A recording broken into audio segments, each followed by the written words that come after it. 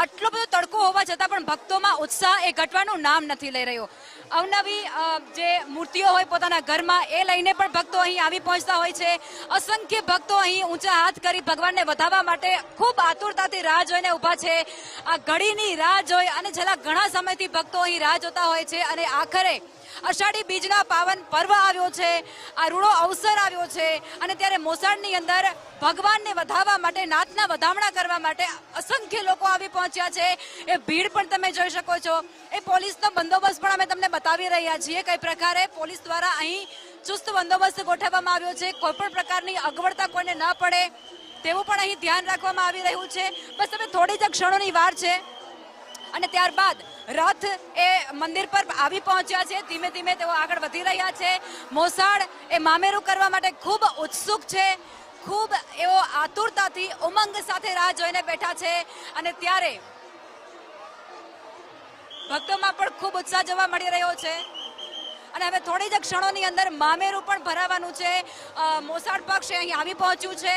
આ સાથે જ ભક્તોમાં પણ ખૂબ ઉત્સાહ જોવા મળી રહ્યો છે. એ તસવીરો પર તમને બતાવવાનો પ્રયત્ન કરવો છે કે મોસાળમાંથી અત્યારે જે લોકો આવ્યા છે મામેરું કરવાના છે, યજમાન લોકો, એ યજમાન લોકો પણ અહીં ખાસ હાજર છે અને મંદિર પરિસરની અંદર તેઓ અત્યારે ઉપસ્થિત છે. ત્યારે એમની પાસે જઈશું અને તેમની સાથે પણ વાત કરવાનો સીધો પ્રયત્ન કરવો છે. અને યજમાન હવે આપણી સાથે હાજર છે, આપણે તેમની સાથે સીધી વાતચીત કરવી છે. તમે મોસાળ પક્ષ તરીકે આવ્યા છો અને યજમાન છો, મામેરું કરવાનું આ મોટું અવસર તમને પ્રાપ્ત થયું છે, કેવું લાગી રહ્યું છે? ખૂબ જ અલગ, અને અમે ક્યારેય વિચાર્યું નહોતું કે રથયાત્રા અમને આ ચાન્સ મળશે અને અમે રથયાત્રાની બી બહુ જ વેઇટ કરતા હતા. મામેરાનો પ્રસંગ પૂરો થઈ ગયો છે. આજે અમે મામેરું અર્પણ કરીશું. અમે બહુ જ એક્સાઇટેડ છીએ. Thank you so much. બિલકુલ. અને છેલ્લા કેટલા સમય તમે રાહ જોતા હતા અને આ વખતે તમારો વારો આવ્યો છે? 7 વર્ષથી. 7 વર્ષ પહેલા અમે નામ લખાયું હતું અને ત્યારથી અમે વેઇટ કરતા હતા અને હવે આ વખતે અમારો નામ આવી ગયું છે. અન્ય યજમાન પણ આપણી સાથે છે, તેમની સાથે વાત કરીશું. કેવું લાગી રહ્યું છે? કેવી અનુભૂતિ થઈ રહી છે? બસ આજે તો સોના કરતા બી સુહામણો દિવસ ઉગ્યો છે અને જેની અમે બહુ આતુરતાથી રાહ જોઈ રહ્યા હતા.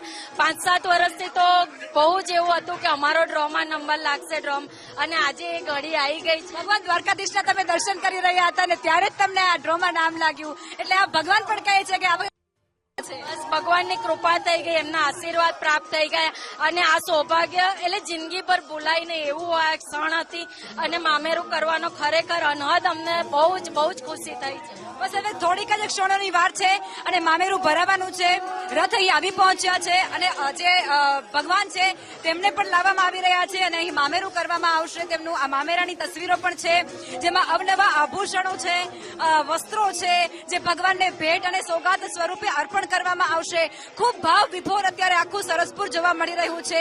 હૈયામાં હરખ સરસપુર વાસીઓનામાં સમાતું નથી અત્યારે, કારણ કે વર્ષો સુધી રાહ જોવી પડે છે અને ત્યારબાદ આખરે આ સમય આવતો હોય છે અને આજે